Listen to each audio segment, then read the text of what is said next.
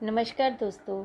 आज मैं आपको अमृता प्रीतम जी, जो कि पंजाबी की बहुत बड़ी लेखिका और कवित्री थी, उनके बारे में बताने जा रही हूँ कि साहिर से उनकी जो पहली मुलाकात हुई, उसी में वो उनको अपना दिल दे बैठी थी। उसी के बारे में आज मैं बता रही हूँ। आज़ादी से पहले ही अमृता प्रीतम की मुलाकात साहिर लुधियानवी से हो चुकी थी। दोनों की मुलाकात एक मुशायरे में हुई थी। अपनी पहली मुलाकात पर अमृता प्रीतम ने लिखा था, प्रीत नगर में मैंने सबसे पहले उन्हें देखा और सुना था। मैं नहीं जानती थी कि ये उनके लफ्ज़ों का जादू था या उनकी खामोश नज़रों का, किसके कारण मुझ पर एक तिलिस्म सा छा गया था।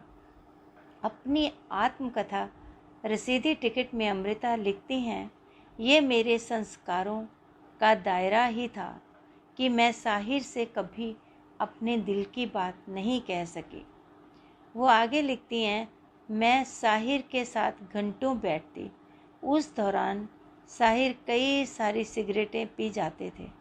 उनके जाने के बाद में उन जली हुई सिगरेटों को संभाल के रखती थी और उन्हें छूकर साहिर के स्पर्शों को महसूस करती थी।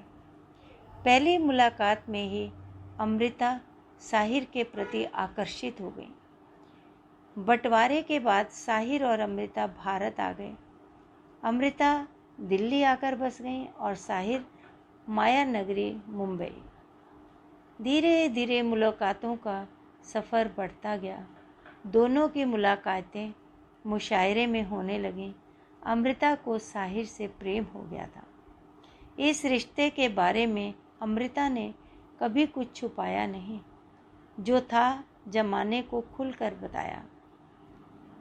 उस दौर में यह सब करना उतना आसान नहीं था। अमृता अपनी बेबाक ज़िद्दी छवि के कारण लोकप्रिय होने लगी थी। अमृता के साथ होने के दौरान साहिर ने कई खूबसूरत नज़में लिखी। साहिर द्वारा लिखी नज़्म ताजमहल काफ़ी लोकप्रिय हुई। इस नज़्म को साहिर ने फ्रेम कराकर अमृता को भेंट की, जिससे जीवन भर उन्होंने संभाल कर रखा। जितनी शिद्दत से अमृता साहिर को चाहती थी, शायद ही वो भी उन्हें उतना चाहते थे। दोनों के बीच दूरियां बढ़ने लगीं। अमृता को लेकर साहिर भी काफ़ी तनाव में थे। इसी दौरान उन्होंने अपनी नज़मों की किताब तिल्खियाँ लिखी, जिसमें अमृता को ध्यान में रखकर कई सारी नज़में लिखी। कई सालों बाद इन नज़मों को बड़े पर्दे पर फिल्माया गया।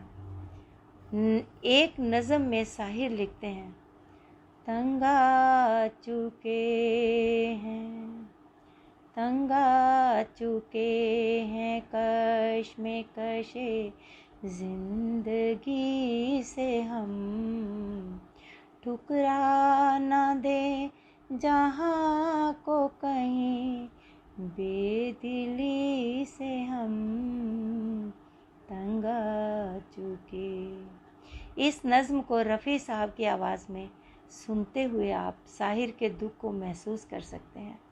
अमृता से अलग होने पर साहिर एक नज़्म में लिखते हैं, चलो एक बार फिर से अजनबी बन जाएं हम दोनों, चलो एक बार। जिस कारण कई सालों तक अमृता अवसाद में जीती रही। इसी दौरान उन्होंने अपने जीवन की सबसे दर्द भरी कविता लिखी। साहिर से अलग होने के बाद उनको याद करते हुए अमृता ने सुनहरे नाम से एक नज़्म लिखी। इस नज़्म को खूब प्रसिद्धि मिली और उन्हें इसके लिए साहित्य अकादमी पुरस्कार भी मिला। नेक्स्ट वीडियो में मैं आपको इमरोज़ ने अमृता के जीवन में कैसे रंग भरा, इसके ऊपर प्रकाश डालूंगी।